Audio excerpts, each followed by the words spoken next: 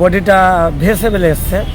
আমাদের গ্রামেরই কিছু ছেলেবেলাকে বডিটা লেগে আছে, দেখছি গ্রামের মানুষকে জানালাম কি বডিটা তো সবজন আসলো, ফোন করলো, দেখছি বডিটা তো ভেসে আছে।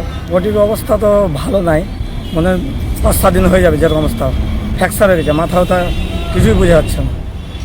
একটা খেলারগুলো প্যান্ট পরেছিল আর ফুলাতা গেঞ্জি ছিল এই তোমার হলুদ কালারের। অনুমান বয়স তো বেশি দিন লাগে না, জাস্ট বোঝা যাবে।